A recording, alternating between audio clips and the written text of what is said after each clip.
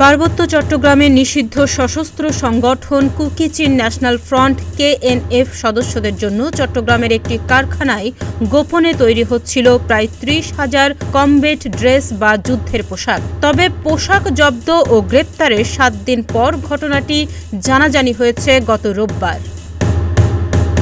নগরীর বায়েজিদ বোস্তামি থানাধীন নয়ারহাট রিংভো অ্যাপারেলস নামের পোশাক কারখানা এবং সন্নিকটের মুজাফফরনগর আবাসিক এলাকায় ওই কারখানার গোডাউন থেকে এসব ইউনিফর্ম উদ্ধার করা হয়। পাশাপাশি এসব ঘটনায় জড়িত পোশাক কারখানার মালিকসহ ৩ জনকে গ্রেপ্তার করা হয়েছে।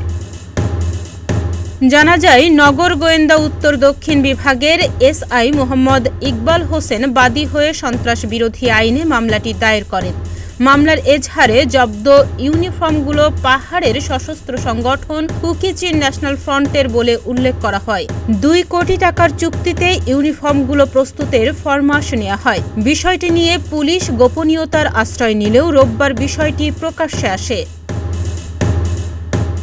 এদিকে পুলিশ মামলা করলেও এ বিষয়ে আনুষ্ঠানিকভাবে তারা কিছু বলতে রাজি হননি। একাধিকবার যোগাযোগ করেও বায়েজিদ বোস্তামি থানার ওসি আরিফুর রহমান ও মামলার বাদী SI ইকবাল হোসেন সহ CMPর কারও বক্তব্য পাওয়া যায়নি।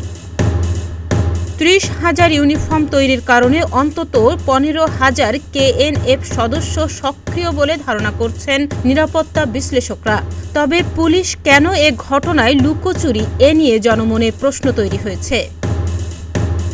ডেস্ক রিপোর্ট, প্রতিদিনের বাংলাদেশ।